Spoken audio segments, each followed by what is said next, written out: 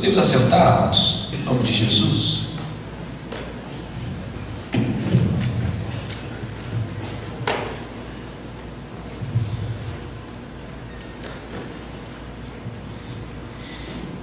É um desafio para mim nesta manhã, após ouvir uma mensagem tão especial do pastor Alexandre na noite de ontem, uma palavra poderosa que impactou os nossos corações.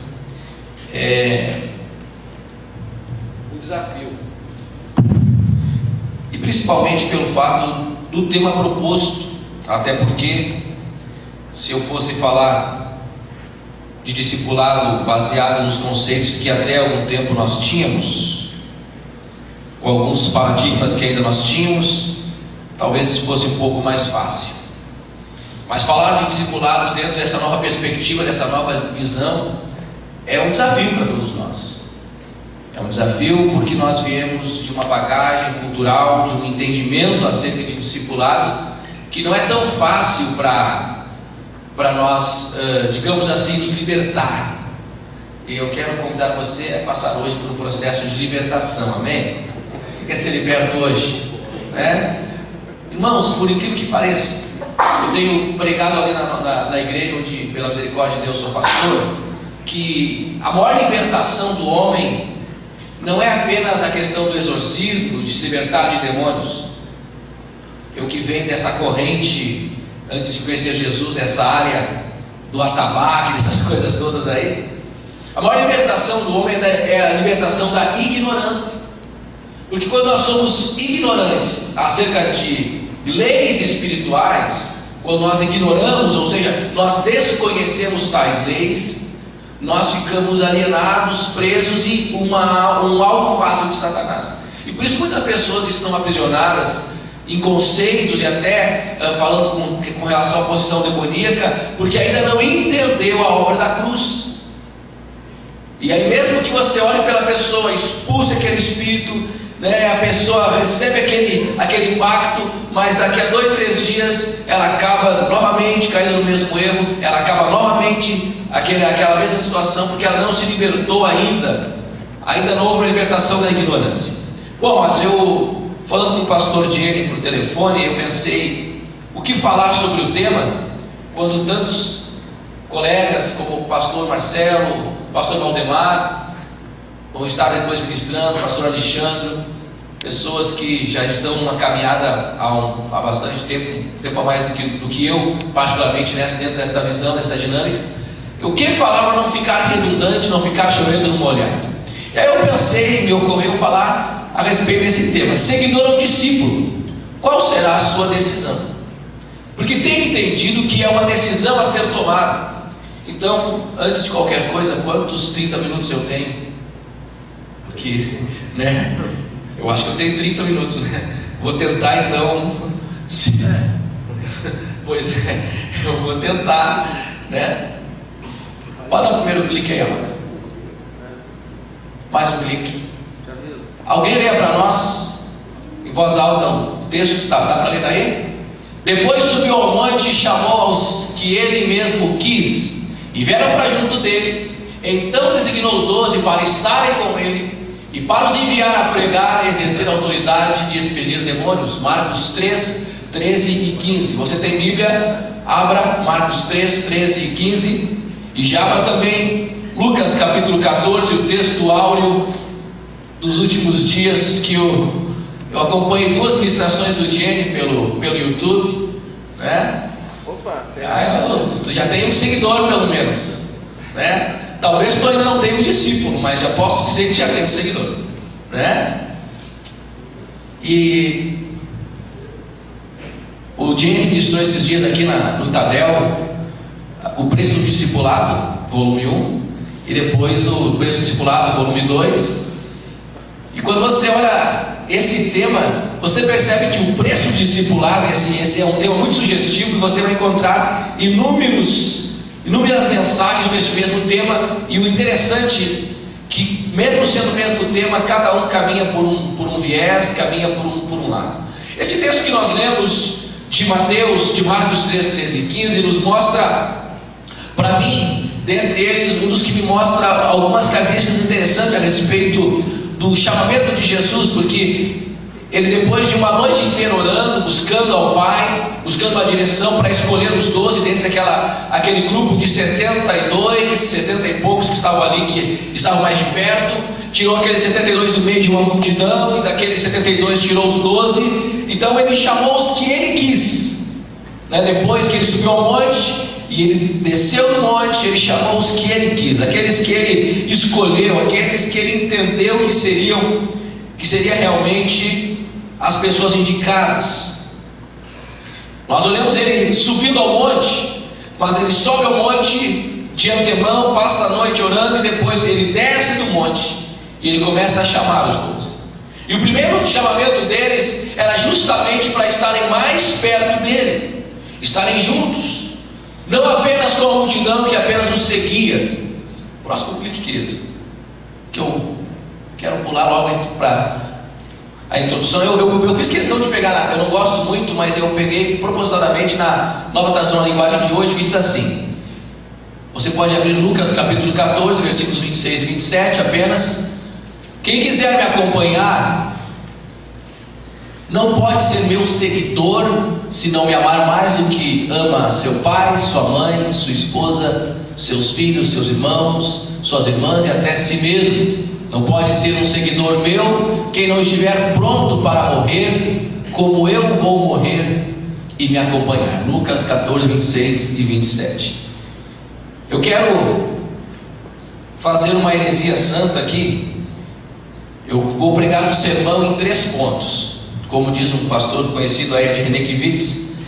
3 pontos. Eu vou ler o texto, vou sair do texto e nunca mais voltar para o texto. Então é um sermão em 3 pontos, é assim, né?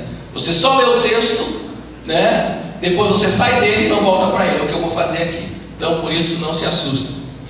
Mais um clique aí, querido. Apenas para nós trabalharmos o conceito. Mais um clique. Outro. Tá bom.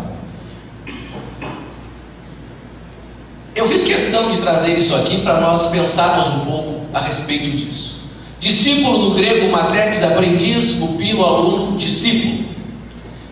Mantano é a raiz grega da onde trouxeram a palavra discípulo. Por que eu fiz isso? Depois você vai saber. Mantano quer dizer aprender e ser avaliado. Mas esta raiz, da onde saiu então o vocábulo discípulo, essa raiz, a origem lá na cultura grega, ela quer dizer isso aqui, ó. Olha o que implica esta expressão: aumentar o conhecimento próprio, crescer em conhecimento, ouvir, estar informado, aprender pelo uso da prática, ter o hábito de, acostumado a. Porque 3 pontinhos, acostumado a alguma coisa. Então, o discípulo, a palavra discípulo traz este conceito. E quando eu penso em discípulo, irmãos, eu não vou entrar muito a fundo nisso, mas a minha infância foi marcada por filmes de Kung Fu, né?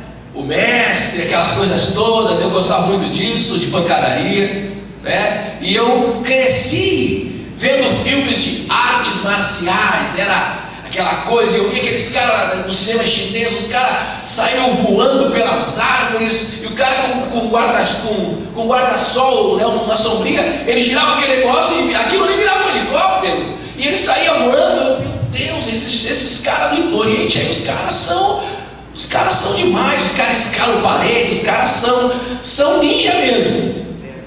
Mas sempre tinha a figura do mestre.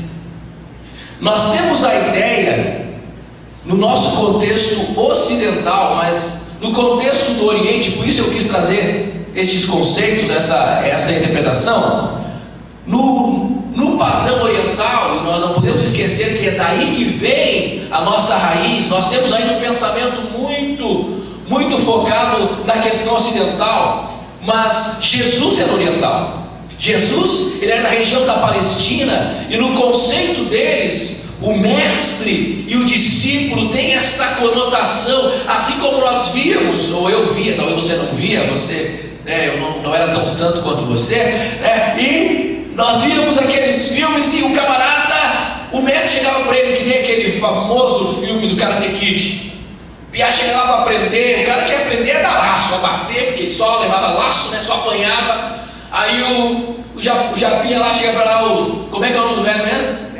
Ah, saber, rapaz, que não era eu, pecador. Pensei que só eu que era pecador aqui. E aí o mestre Miyagi chega para ele e entrega para ele uma latinha de tinta para pintar a casa. Mas eu vim aqui aprender karatê, não. Pega aqui, ele pega a mãozinha dele, pega a tinta aqui, aí faz assim, assim, e o piá não entende nada. Aí quando ele termina de pintar, o velho está saindo para aprender a pescar. Aí ele pensa, agora eu vou aprender Kung Fu. Não, tem que terminar, mas terminei. Aí ele mostra toda a cerca para ser pintada. Poxa vida. E o velho, e o senhor vai, vou pescar. O velho vai pescar e ele fica lá, se esborrachando. O velho chega de noite e ele está podre, acabado de tanto pintar a casa. E assim vocês conhecem o resto da história. Acontece um monte de coisa e no final, todo aquele exercício que parecia que não tinha nada a ver com a coisa, fazia parte do treinamento. Às vezes na minha e na tua vida vai acontecer coisas que nós não gostamos de fazer. Vamos ter que realmente aceitar coisas que nós não queríamos aceitar, e nós não entendemos por que estamos fazendo, mas lá no final o propósito vai ser revelado. Amém? Essa é a vida do discípulo. Mais um aqui, querido. Trazendo então para o contexto judaico, porque apesar do... Mais um clique. Mais um. Não, agora volta. Isso, tá bom aí. Obrigado, querido. Mas nós não podemos esquecer que Jesus era judeu.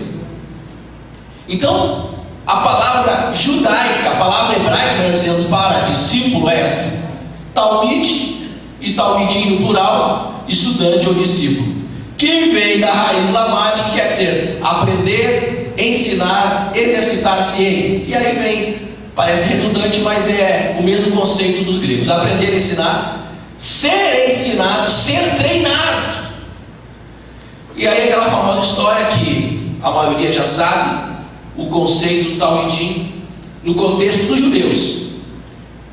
A criança dos 6 anos, até os 6 anos, era ensinada em casa pela mãe, que era a pedagoga, ela que ensinava. E eu ouvi uma vez um teólogo, ele comentava que algumas mães, para ensinar o alfabeto hebraico para os seus filhos, elas faziam bolachas, essa bolacha que as donas de casa fazem, só que em formato de letras e vogais. E aí a criança tinha que pegar aquelas letras e formar uma palavra. Aí se formasse uma palavra, o prêmio era poder comer um biscoito. Então a criança se forçava a aprender ali a juntar as palavras para poder ganhar um biscoitinho, né? Então a mãe judia, ela trabalhava isso já na infância da criança. Mas depois a criança ia para a sinagoga, que no sábado era lugar de culto, durante a semana era local, era a escola daquelas localidades. Até os 12 anos aprendia a lei, o decálogo, aprendia o Pentateuco inteiro, os 5 primeiros livros da lei. Mas aí quando chegava aos 12 anos, 12 para 13, aí então era quando o menino passava agora para se tornava um filho da lei, como ele chamava. O mestre fazia o quê? Ele observava aqueles alunos, aquele talmide que mais se destacava, e aqueles que se destacasse mais. Então o mestre pegava esse camarada e puxava para si, para tornar ele agora seu discípulo. E agora ele dispensava a turma, aqueles chegavam aos 12 anos, eles eram liberados daquela obrigação, mas aquele que se destacava, então ele trazia para perto dele, para começar a ensinar, para caminhar junto com ele. E aquele jovem de 12 anos ia ser treinado e ensinado por esse seu discipulador, por esse seu mestre. Segundo alguns entendidos, por isso que quando nós vemos ali Jesus aos 12 anos debatendo com os caras,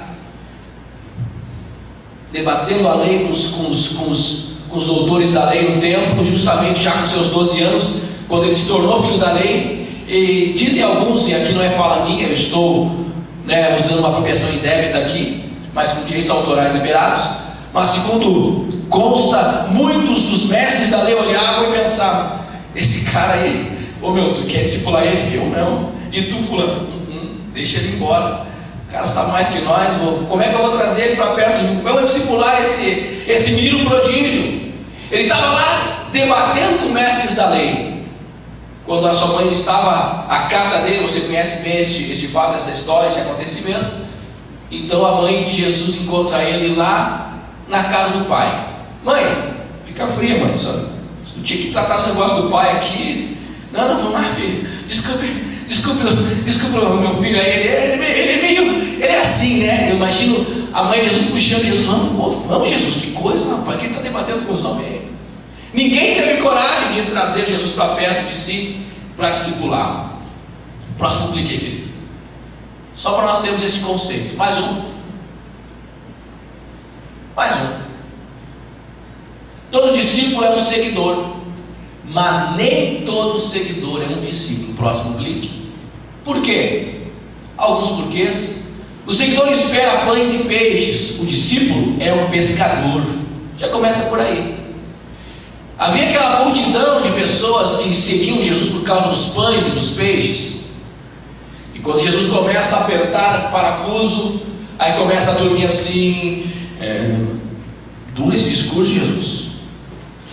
Duro, né? Olha só, a multidão está subindo, Jesus. A coisa está encrespando do teu lado. Teu ibope está, olha, segundo aí as estatísticas do IBGE, teu ibope está muito embaixo.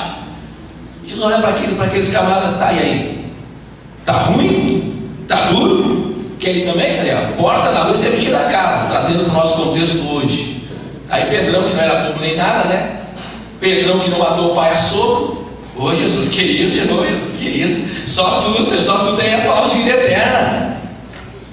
Então, amados, o discurso de Jesus começa a apertar. E aqueles que eram tão somente seguidores começam a deixar de seguir. O seguidor luta por crescer, ele pensa no seu crescimento. Aqueles dois que a mãe chegou, os filhos do trovão, né? A mãe chegou: ô Jesus, seguinte, ó, aqueles dois lá são meus filhos, viu? Seguinte, quando tu chegar no teu reino, tu faz o seguinte: bota um deles à tua direita e o outro à tua esquerda, tá legal? Aí Jesus chama uma criança, só um pouquinho assim, ó, vem cá. Ei, pessoal, olha pra cá, aqui pra mim, aqui, ó. Quem não se tornar como esta criança, não pode herdar o reino de Deus. O seguidor, ele volta lá, volta. Ah, não, esse aí mesmo, esse aí mesmo. Pensei que estava perdendo, volta, e aí mesmo. O clique do. Aí. O seguidor luta para crescer, ele quer crescer. O discípulo, ele luta para reproduzir-se no outro. É como passar a sua vida, é transmitir vida. Logo vai se falar sobre isso aqui. É transmitir vida para o outro. Mais um clique, querido. Vou acelerar o que eu posso. Mais um aí. Mais um. O seguidor entrega parte de suas finanças. Parte. E não estou falando de 10%, mas às vezes nem nesse aspecto o seguidor é fiel.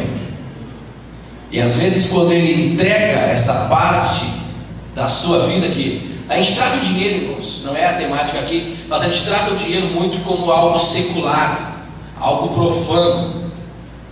E o dinheiro, no contexto bíblico e dentro da visão, da perspectiva do reino de Deus, ele tem um aspecto espiritual muito forte. É tão forte o negócio que Jesus chama de um Deus, Mamon. Você não pode servir a Deus e a Mamon. Ele dá nome à questão do dinheiro, à questão da riqueza. Ele dá nome espiritual. Ele chama de um Deus Mamon. Você tem que se libertar disso. Você não pode amar a Deus e amar as riquezas. Você não pode ser meu discípulo se você amar mais a Mamon do que a mim. Então, o seguidor é até dizimista. E ele bate no peito. E ele vai lá no mural da igreja para conferir se está lá o nome dele. Aqui é número, né? Tá bem que o pastor colocou aqui. Eu vou perguntar para o tesoureiro, porque aqui está só o número. Vou perguntar se o pastor entregou realmente o que eu entreguei. Chega o tesoureiro: vem cá ver o número tal aí. Quanto que ele entregou mesmo? Tanto. Ah, tá, não, só para saber. só para constar nos autos. Ele até é dizimista. Ele entrega o seu dízimo e pensa: bom, eu sou dizimista, eu sou fiel, e o seguinte, eu entrego o meu melhor. Ele tem aposentadoria, ele tem um segundo emprego que ele trabalha, tem 3 apartamentos de aluguel, mas ele entrega os 10% da aposentadoria. E o resto? Não, o resto, eu sou dizimista fiel, mas o resto da renda, nem Jeová sabe onde anda. Então nem nisso o seguidor, ele entrega parte. Esses tempos atrás, uma irmã lá na igreja, lá em Soledade, ela estava passando por uma situação lá, e ela fez um propósito com Deus, e ela vendeu uma propriedade que fazia 5 anos que ela queria vender. Me chamou na casa dela: pastor, eu estou com uma crise aqui. O que houve, irmã? Eu vendi uma propriedade. Sim, irmã. Qual o problema? Eu estou na dúvida. Eu devo dar o dízimo ou não deve? Irmã, tu já era para ter dado. Mas claro, separa isso aí, vai lá e entrega para a tesoureira. Posso ligar para o senhor? Não, prefiro que vá lá e entregue para a tesoureira. Vai lá na igreja e entrega para a tesoureira. As pessoas pensam que estão sendo fiéis e se enganam a si mesmas porque são seguidores tão somente. O discípulo não. O discípulo, ele não entrega apenas parte de suas finanças, não entrega apenas parte da sua vida, não entrega algo parcial para Deus. O discípulo entrega tudo para Deus, tudo para o Senhor. O seguidor cai facilmente na rotina. Já o discípulo, ele é um revolucionário. É aquele cara que lá em Atos está dito deles: esses caras que transtornaram o mundo, esses caras que botaram, literalmente no contexto da época, botaram o mundo de cabeça para baixo, esses malucos, esses doidões, chegaram aqui. O discípulo é este. Ele chega fazendo barulho mesmo. Ele chega chegando, como se diz na gíria. Ele chega chegando. Ele não se acostuma com a rotina. Aonde ele chega, ele transforma o ambiente. O que é um seguidor? Alguns conceitos básicos. É aquele que apenas segue o ritmo, o caminhar daquele que está liderando, mas não influi em nada, não faz a diferença. É mais um no meio da multidão, é apenas mais um que está acompanhando somente. Mais um clique, eu tenho que acelerar porque eu não estou olhando lá. Seguidor é apenas um acompanhante, um observador. O seguidor senta lá e ele fica lá. MTA. Vou ver esse troço aí. E aí, mas o seguidor não se contenta em ficar lá no fundo olhando. Hoje ele tem o Dr. Google, e ele vai lá. MDA, o que é isso? Marido de aluguel. Opa, o que é isso, pastor? Lá em Porto Alegre tem agora os MDAs, que são os maridos de aluguel, que é o cara que, o camarada que o marido é muito ocupado, então ele não sabe que o cara não pode trocar uma lâmpada em casa. Isso acontece só em Porto Alegre, O cara está correndo e a mulher diz assim: Alexandre, meu amor, troque essa lâmpada. Não, vou trocar, amor. Uma semana depois, Alexandre, não, pode deixar. Aí passa 2 meses, aí ela pega no auxiliarista e tem MDA. Ela, MDA, marido de aluguel. Porque o que esse cara faz? Ele troca a lâmpada. Ele liga para o marido de aluguel e vai lá e troca a lâmpada. Tem muito carga de dinheiro em cima disso. Tem os que fazem hora extra, também é propósito. Mas não querendo trocar a lâmpada, ainda fazem hora extra. Então cuidado com o MDA nesse sentido, Então ele vai para a internet, começa a pesquisar, ele começa a ver um monte de coisa, ele começa a ver comentários distorcidos, pessoas que falam bem, pessoas que falam mal, mas por incrível que pareça, o seguidor, ele é um pessimista nato. Então o que mais chama a atenção dele são os comentários negativos acerca daquele conceito. E ele toma para si aquele conceito e ele começa nesse cavalo de batalha lá no fundo, observando e tentando minar os demais. Volta um clique. Agora mais um clique. Eu gosto de te ver, como te amo. Agora vai. Mais um. Então, 12 qualidades do verdadeiro discípulo. E vou ter que adiantar aqui. Deixa eu ver alguma coisa mais sobre o seguidor aqui. Eu tinha um monte de coisa do seguidor aqui interessante que eu achei aqui. O seguidor pensa, uma coisa interessante aqui, o seguidor pensa em si mesmo, o discípulo pensa nos outros. O seguidor, ele se senta para adorar, o discípulo, ele anda adorando. Um seguidor, ele pertence a uma instituição, ou seja, a igreja. Porém, o discípulo, ele mesmo é essa instituição. Ele entende que ele é a igreja de Cristo. Ele entende que ele faz parte. Ele está dentro. Ele está partilhando, está compartilhando, está cutucando, como o pessoal diz. Ele está no meio, ele está envolvido. O discípulo, ele faz parte. Ele não apenas fica observando.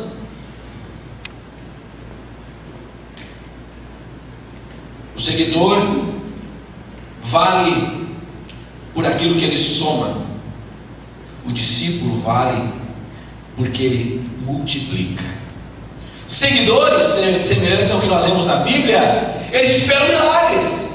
Já os discípulos os realizam. Você foi chamado não para ficar esperando acontecer, apenas esperando para ver se vai dar certo ou não. Eu comentava com o pastor Alexandre que quando cheguei eu e minha família ali em Soledade, eu já cheguei com o coração desejoso de implantar células. Primeira reunião que marquei com toda a liderança, fazia acho que uma semana, 15 dias que eu tinha chegado à cidade, e uma coisa que o pastor Adair sempre dizia aqui, nas reuniões com o nosso corpo de pastores, quando vinham os pastores, vários pastores de cada cidade para as reuniões, primeiro era uma vez por mês, depois pastor 2 vezes a cada 2 meses, e nós íamos para cá, o pastor Adel dizia assim para nós: o problema da nossa liderança, dos nossos líderes, dos nossos pastores, é que vocês não sabem trabalhar com liderança. Vocês são centralizadores demais, vocês têm que formar líderes. Então, quando eu cheguei, quando eu fui para outros trabalhos como missionário, e depois quando recebi esse convite para ir para a Soledade, eu cheguei com essa mentalidade: eu tenho que formar líderes, nessa igreja. Então, marquei a primeira reunião, segunda-feira de manhã, o pessoal, o telefone não parou de tocar lá em casa. Pastor, o que houve? Eu disse: não houve nada. Mas por que o senhor está marcando reunião? Não, irmãos, é normal para nós conversar. Eu quero conhecer vocês, quero conhecer, saber quem é quem. Eu caí de paraquedas aqui, eu vim aqui, outras vezes eu vim só para pregar em conferências. Vocês me conheciam como conferencista, como pregador, mas vocês não me conhecem como pastor. Eu quero conhecer vocês. O pessoal chegou na reunião, tudo que tinha de líder de departamento, pastor Batista gosta de departamento, né? E departamento disso, departamento daquilo, diácono e diaconisa e obreiros e aquela turma toda apreensivos. Eu comecei a conversar com eles e disse: irmãos, nós precisamos traçar um projeto de crescimento para esta igreja. Aonde vamos chegar daqui a 5 anos? Onde vocês querem chegar? Comecei a compartilhar. Eu disse: irmãos, eu quero dentro do povo aí, citem para mim algumas igrejas que para você é referência na música. Nós somos influenciados aqui em Soledade, no interior do Rio Grande do Sul, por igrejas, por grupos de louvor que você conhece. Aí começou o pessoal: diante do trono, outro, fulano, Fernandinho, pai. E eu, depois que eles citaram a meia dúzia, eu perguntei: o que todos eles têm em comum? Aí o pessoal não entendeu a minha pergunta. O que todos eles têm em comum? Eu disse: irmãos, todos estes que vocês citaram têm em comum uma coisa: todos eles congregam ou são pastores de igrejas em células. Aí o pessoal ficou assim. Irmãos, Lagoinha tem, sei lá, 30, 40 mil membros. Essa igreja que você citou tem mais tanto. Todos eles trabalham com células. E aí o pessoal já começou a torcer o nariz, porque até então célula no nosso contexto era algo assim perigoso de falar. Em alguns lugares ainda é. E eu disse para eles: irmãos, para nós chegarmos a esse nível, nós temos que mexer na nossa estrutura. E o irmão menos provável de todos, que é o irmão que é o fundador do trabalho ali, começou na casa dele, se levantou, pensei, lá vem bomba. Ele levantou e disse: pastor, você tem que mudar a estrutura, vamos mudar tudo, pastor, vamos mudar tudo. Não, calma, não te empolga, irmão, é isso aí mesmo. Só que se eu começar a fazer isso hoje, vocês me botam amanhã na rua. Eu sou demitido no outro dia. Então é o seguinte, essa mudança vai chegar aqui em Soledade, mas ela vai ser gradativa. Eu quero desafiar vocês a começarem a orar comigo para Deus nos dar uma visão para a nossa igreja, porque a nossa igreja, como a maioria das igrejas, ela é refém da visão do pastor. E quando troca pastor, aí vem o outro pastor, ele vem com a sua visão, aí aquela igreja não tem uma visão própria. Andou 6 anos pela visão do pastor. Para começar, cheguei lá, já colocamos bateria no púlpito, aquela coisa toda, e aquela barulheira no culto. Fui visitar uma irmã que fazia 2 cultos que não ia na igreja, eu não senti falta dela, não conhecia ninguém mesmo. Alguém me disse: pastor, a irmã fulana faz 2 cultos que não vem. Quem é a irmã fulana? Ah, ela trabalha ali assim, assim. Eu fui visitar a mulher, fui conversar com ela, e ela: é, pastor, não é por nada contra o senhor, nada contra a sua pessoa, é que eu era acostumado com um culto diferente. Como assim, mano? Eu não gosto de bateria, essa barulheira. Eu gostava do outro pastor, porque era só um tecladinho. Disse: pá, querida, desculpa, primeiro que nós não temos tecladista. O tecladista era um pastor, e segundo, eu não sei tocar teclado, não me perdoe, mas não vai ter que começar a orar a Deus, para Deus colocar em você, entender que é uma igreja jovem. Bateria é um instrumento que faz parte do nosso contexto, né? Demorou um pouco para a irmã aceitar, mas hoje ela está lá, dando glória a Deus. E a gurizada sentando, eles não tocam bateria, eles espancam aquela danada. Ela é espancada a cada culto e batem nela e ela responde, né? Mas, irmãos, por causa da visão. E nós começamos então a trabalhar esta visão. E hoje, em fevereiro, nós começamos o TLC. Hoje a igreja já entendeu. Eu não uso ainda muito, né, faixas, alguma coisa lá de MDA ainda, mas falo muito no conceito, falo muito na questão, o pessoal está sabendo. A maioria já participou, a liderança toda já participou de encontros com Deus. Tivemos um agora, semana passada. Se você olhar no Facebook da minha esposa ou no meu, você vai ver o vídeo que fizemos na entrada. Irmãos, uma bagunça santa. Primeira multiplicação, fizemos lá aquelas três células primeiras ali, aquelas 3 células protótipo. Aí na sexta-feira anterior da multiplicação, estamos lá reunir, aqui o líder fulano e a esposa, aqui fulano, citando, vai ficar nessa célula. E aí separei lá. Aí tinha um casal que nunca tinha ido na igreja, foi levado na célula por um colega de trabalho. Aí o rapaz lá que convidou disse: fulano, vem cá, tu é tua esposa, vem cá, tu já é da nossa célula. E ele: célula, que troço? Não, vem cá, depois tu vai saber. O cara nunca tinha entrado numa igreja, já ficou na célula. Aí ele já comprou camiseta na igreja, botou camiseta. Lá no domingo, lá ficou aquele pessoal lá fora, porta fechada, o pessoal chegando: o que está acontecendo, pastor? Não, pode entrar, vai ter uma festa doida aí, mas você vai gostar no final.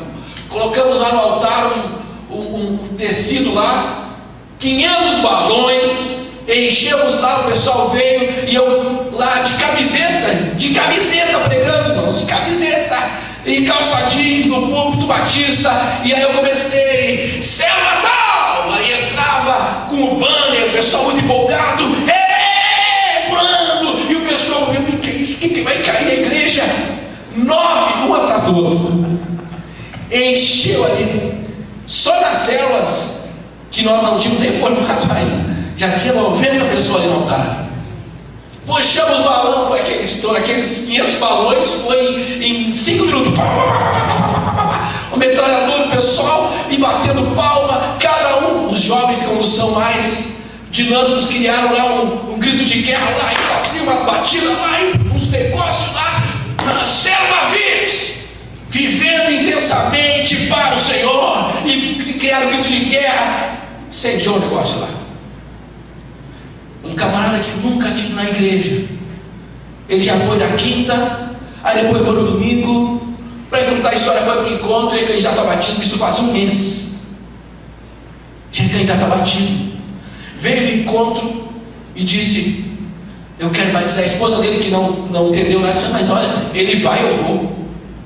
A sogra deles A sogra dele, fui visitá-lo, manifestou um capiroto lá, demos um pontapé no capiroto, ele foi embora, tiramos um sacão de porcaria lá, e imagem, e trabalho, e a mulher nunca tinha entrado na igreja.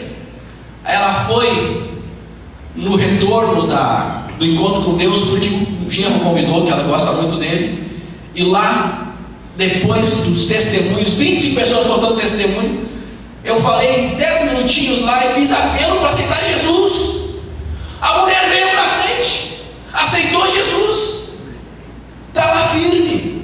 Irmãos, isso não aconteceria sem este mover. Eu quero nesta manhã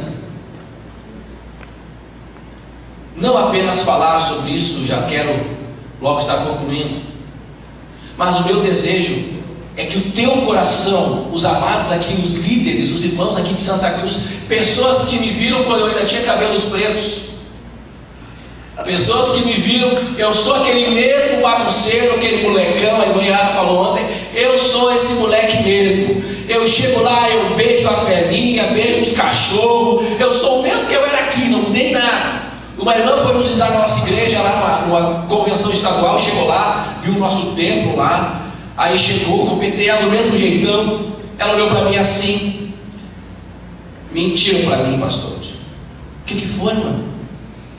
O que foi? O que houve? Eu fiquei assombrado. Mentiram para mim. Mas irmão, o que houve? Que eu fiz alguma coisa? Não, pastor Almeida.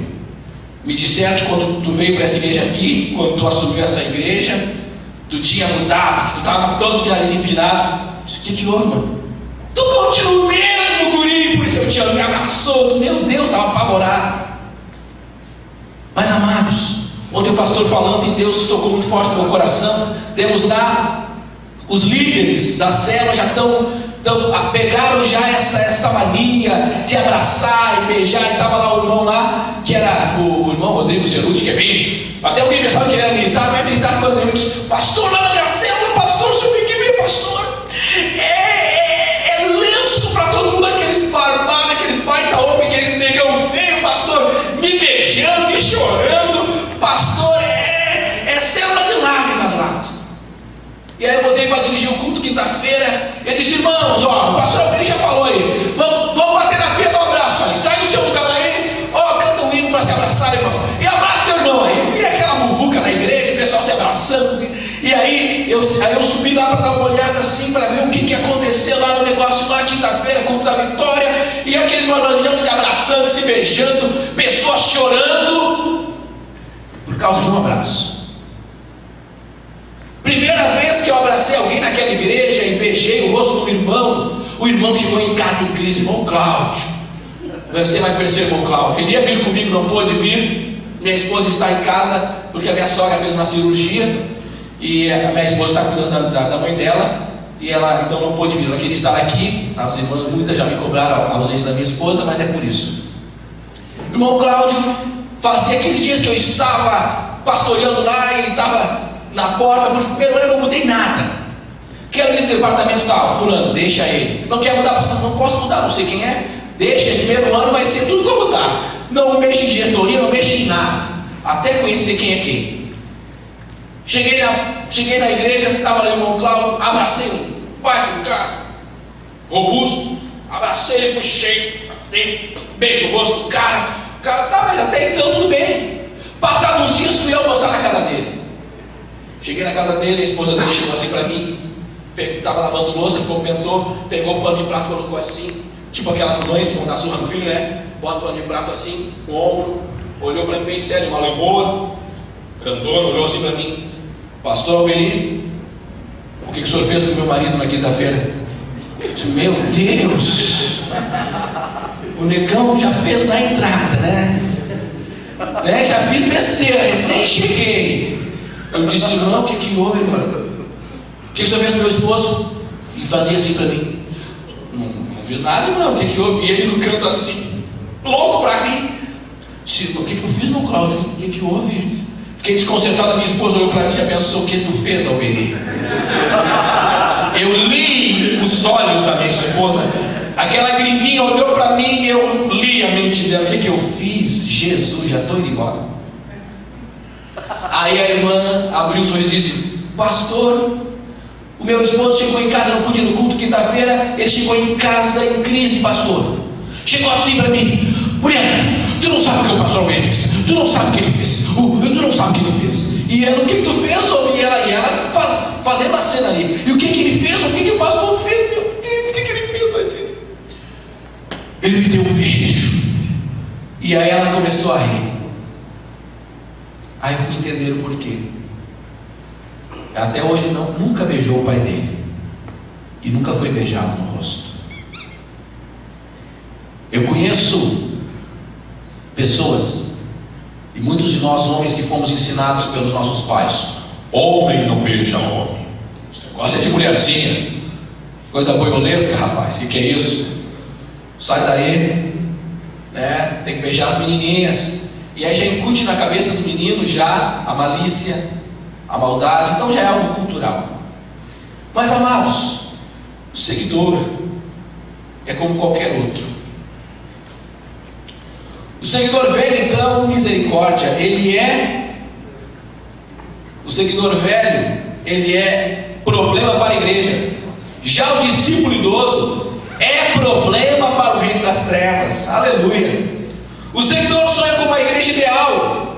O discípulo se entrega para fazer uma igreja real. Louvado seja o nome do Senhor. O seguidor é esse. Nós vamos ver rapidamente algumas qualidades do discípulo. Só 12, já estou encerrando. Não, volta lá. Volta, porque se eu vou ler, se eu não coloquei, porque ia dar muita coisa para escrever lá. Se eu não coloquei deixa aí por enquanto. Bom, algumas qualidades do verdadeiro discípulo. Eu vou citar rapidamente, vou dar os textos, você depois pergunte para o pastor Marcelo ali, que ele te mostra onde está.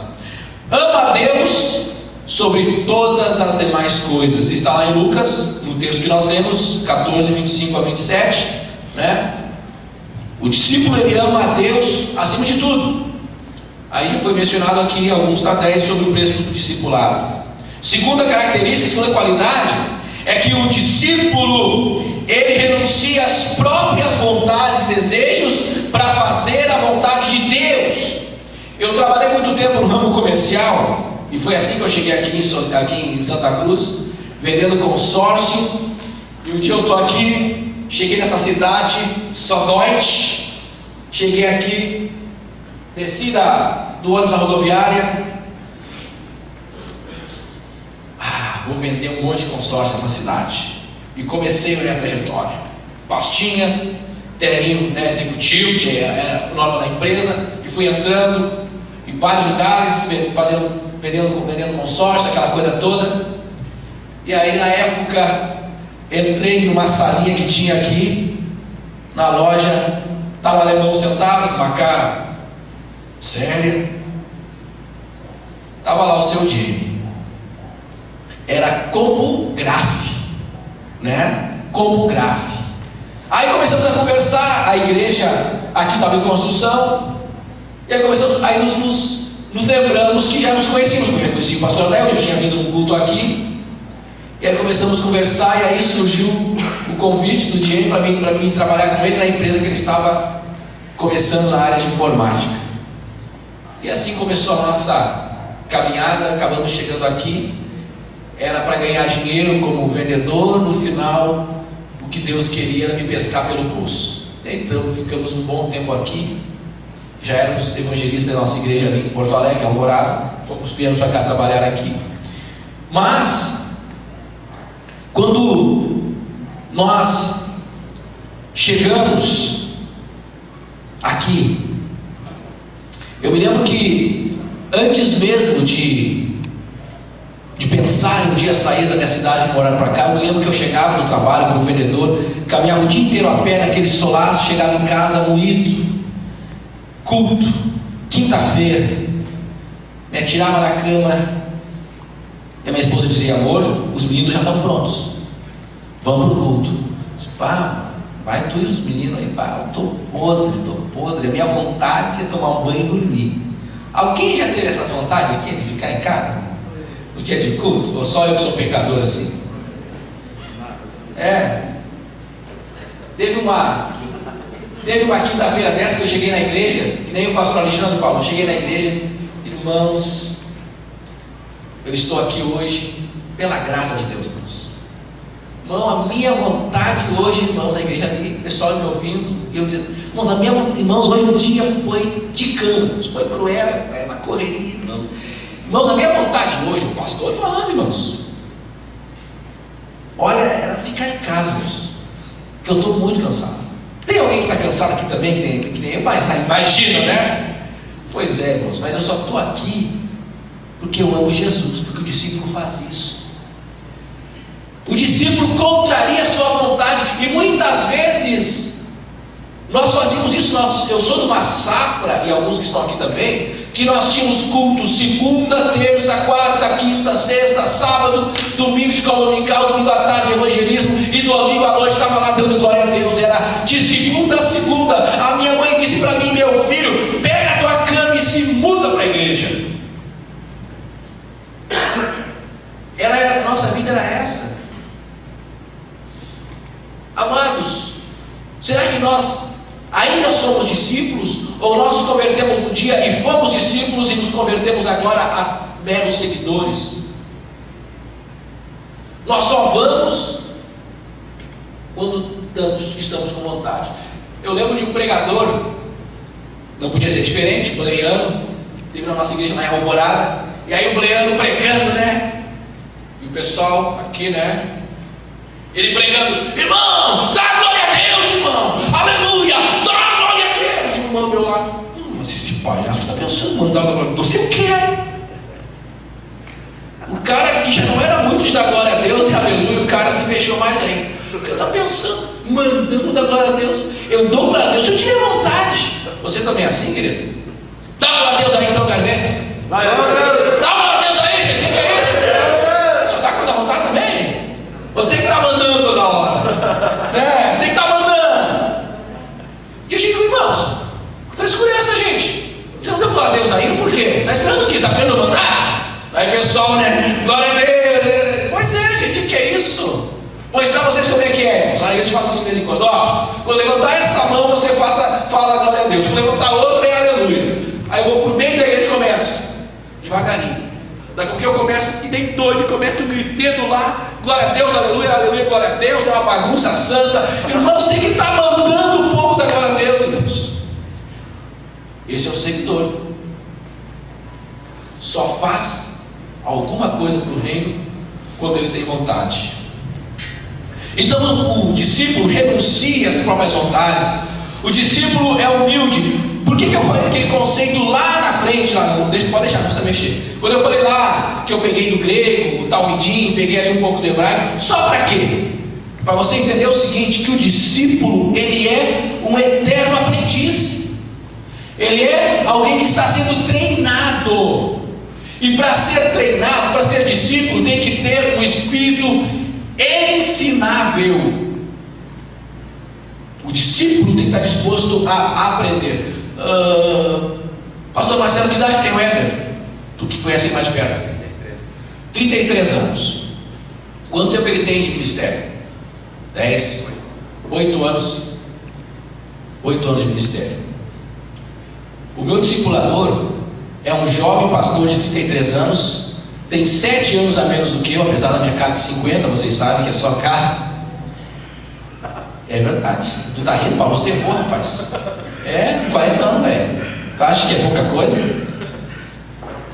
O camarada tem 7 anos a menos que eu. Eu tenho no mínimo, só aqui em Soledade, só aqui em Santa Cruz eu fiquei mais de 10 anos debaixo da tutela do pastor Adail. Só que trabalhando como obreiro aqui nesta igreja, sendo transferido para várias cidades. Já há 23 anos eu sirvo a Cristo. E o meu discipulador é um cara, gente fina demais. Ele apesar de ser gordinho, mas é gente fina ele. Meu discipulador é um camarada que ele disse para mim assim muitas vezes: pastor, eu quero só lavar os teus pés, cara. Mas eu já abri para a igreja, levei lá para pregar lá e disse: ó, irmãos, esse pastor aqui é o meu discipulador, ele está me discipulando.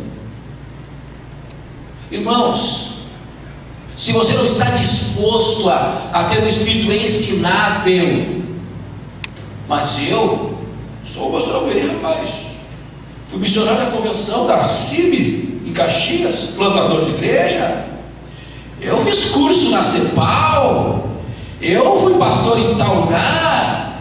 Esse menino, eu tinha que discipular ele. Eu tenho muito para ensinar esse rapaz. Você não aprendeu, você não entendeu o que é ser discípulo. O discípulo, ele tem que estar disposto a aprender. Tem que ter um coração ensinável. Isto fala de humildade. O discípulo tem que ser humilde. O discípulo tem que ter essa humildade, essa disposição de estar aprendendo. Porque senão, não pode ser meu discípulo.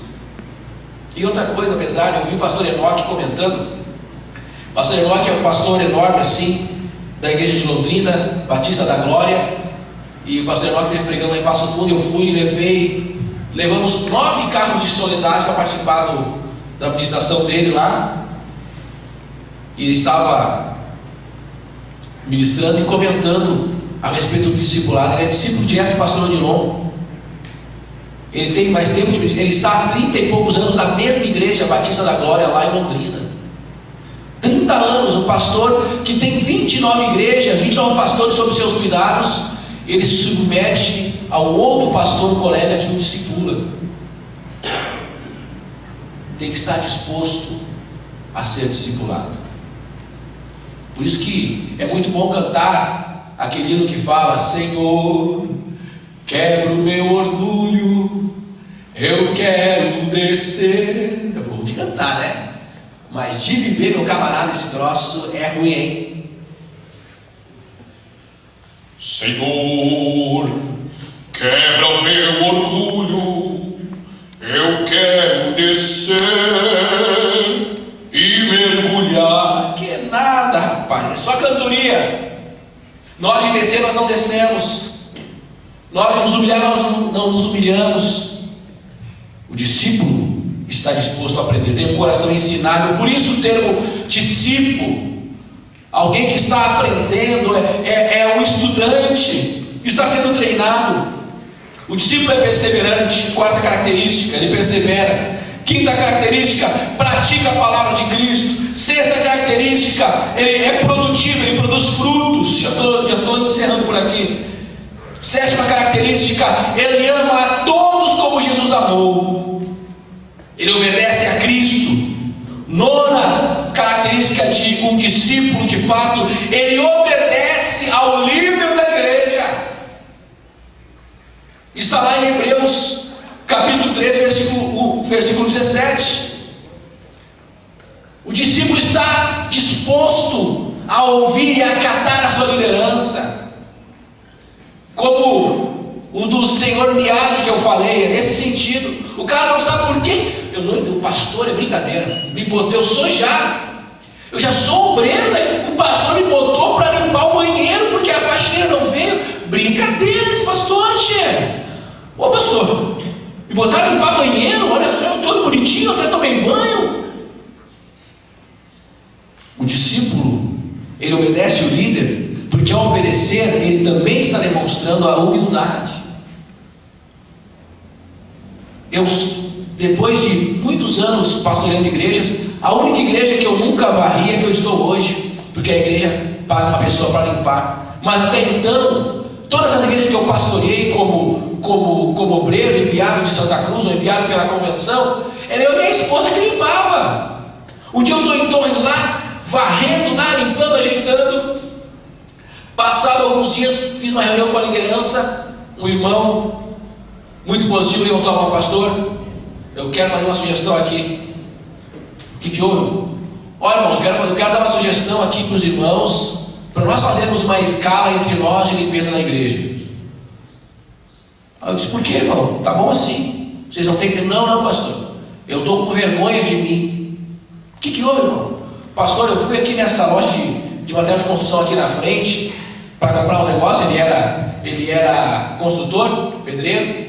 Cheguei lá e o dono me chamou no balcão. Chegou assim: oi, Ayrton, Tu é daquela igreja lá? Sou. Vocês são cara de pau, hein? O que houve? Pá, aquele carinha lá, aquele é o pastor, né? É, ele é o pastor. Cara, você não tem vergonha na cara. Todo dia eu vejo ele abrindo a igreja, limpando, arrumando banco, e vocês não dão pro cara. Mas vocês, hein? Que olha. O ímpio falou pro cara. Ele chegou, irmãos, eu estou com vergonha. O cara lá na frente, aqui, ó, da construção, da loja de construção, me xingou. E ele não tem Jesus, irmãos. E nós deixamos aqui o pastor se esfarrapando aqui, limpando a igreja. Eu disse, não, mas eu faço com amor. Para mim isso é uma alegria poder limpar a igreja. Eu gosto, enquanto estou aqui limpando, varrendo, eu estou orando, né? Na época a gente não usava TSD, né? Eu estou aqui no meu tempinho, eu e o Senhor, aqui eu fico varrendo, orando, falando em línguas estranhas, boto um hinozinho aí, estou aqui legal, para mim é bom. Entre eles se organizaram, fizeram uma escala para eles limparem a igreja, porque o não crente olhou e disse, mas isso está errado, isso está errado. Irmãos, quando nós estamos dispostos a nos humilharmos, a sermos humildes, nós experimentamos bênçãos de Deus. 10ª qualidade do líder, ou melhor, do discípulo, ele tem esperança. 11ª, ele é prudente. E por último, como costumo dizer na igreja, por último e não menos importante, porque apesar de ser último, não deixa de ser importante também, o discípulo aceita a repreensão quando erra. Aqui é bucha. Seguidor não. Seguidor, quando o pastor ou quando o líder, quando alguém chama a responsabilidade, ele fica encrespado, ele fica que nem porco espinho, já fica, não aceita a repreensão. Aqui tem um mistério aqui. Ah, mas aqui não aparece. Como é que eu vou clicar aqui? Deixa eu ver. Vamos ver se vai dar. Só que eu não sei se deu play aqui. Tem que fechar um cabelo. Coloca ali. Eu coloco o videozinho ali, né?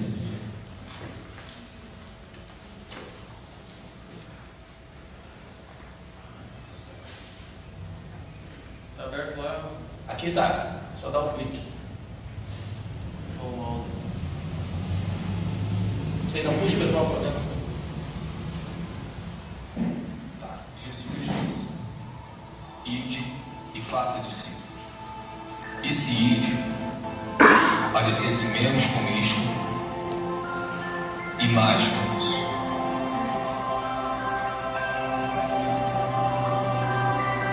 E se fazer discípulos parecesse menos com isto e mais com isso.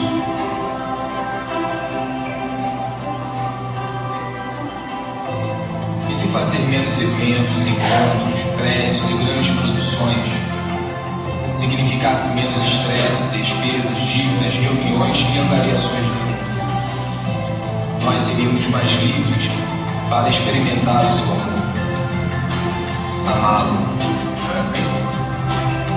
amar o próximo, libertar, servir, enviar.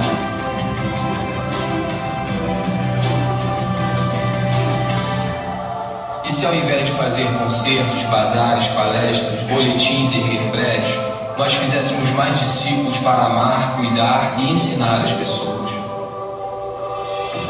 como ele fez, e como ele fez, e eles fizeram. Esta é a nossa missão. Este é o grande chamado. Amar, libertar, servir, ir onde se fizer necessário. Isto é discipulado. Isto é igreja.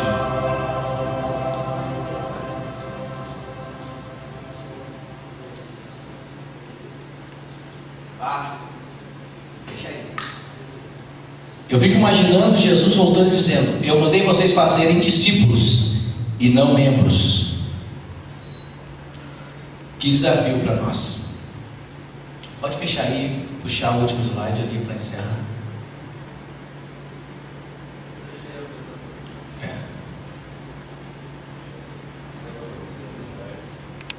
Preze ali.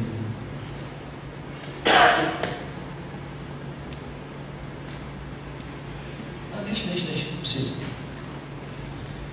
Vamos colocar em pé, irmãos. Espero que eu tenha de alguma forma contribuído, mas eu quero lançar um desafio nesta manhã. Um desafio de você e eu deixarmos de sermos tão somente seguidores. O seguidor, nós podemos por assim dizer, é aquele que Jesus se refere a respeito da parábola do joio e do trigo.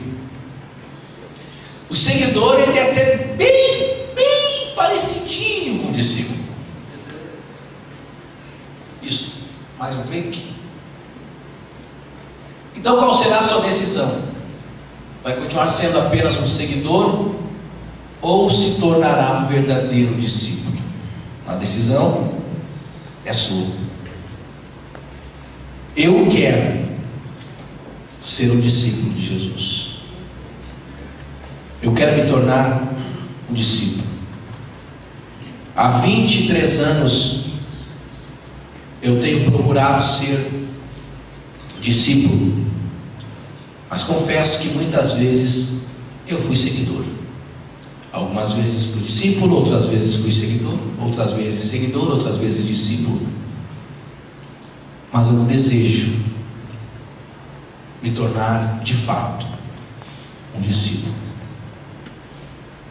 O meu sonho para a igreja em soledade é que a igreja seja uma igreja de discípulos. Eu criei uma visão para a igreja e nós logo estaremos colocando banners lá, e na visão que eu elaborei, coloquei justamente isso: uma igreja de discípulos comprometidos com o reino de Deus. Eu quero ser um discípulo do Senhor. Feche teus olhos por um momento. Pai, eu quero te pedir perdão, porque muitas vezes, Senhor, até mesmo com boa intenção, mas muitas vezes fomos meros seguidores. Aqueles que não ficaram apenas seguindo com a multidão, nós até saímos do meio da multidão, até nós passamos a te seguir um pouco mais de perto, mas muitas vezes te seguimos com a espada na cintura, como Pedro te seguia. Muitas vezes, Senhor, te seguimos de perto, mas impomos nossas vontades. Muitas vezes, Senhor, estamos próximos de Ti, vindo a cultos, vindo a reuniões, mas o nosso coração se afastava de Ti. Mas nesta manhã, Pai, a primeira coisa que nós queremos fazer, antes de nós pensarmos e falarmos em sermos discipuladores, em discipularmos pessoas, em cuidar bem de pessoas, nós precisamos ser transformados em verdadeiros discípulos. Porque sendo discípulo do Senhor, o Senhor vai derramar a sua vida em nós, e nós teremos vida para reproduzir nos discípulos que o Senhor vai nos dar. Queremos transferir vida, mas não podemos transferir o que não temos muitas vezes. Dá-nos a tua vida, dá-nos a tua essência. Deus, obrigado porque o Senhor muito fez por nossas vidas e até mesmo através de nossas vidas. Mas, Pai, nós queremos mais.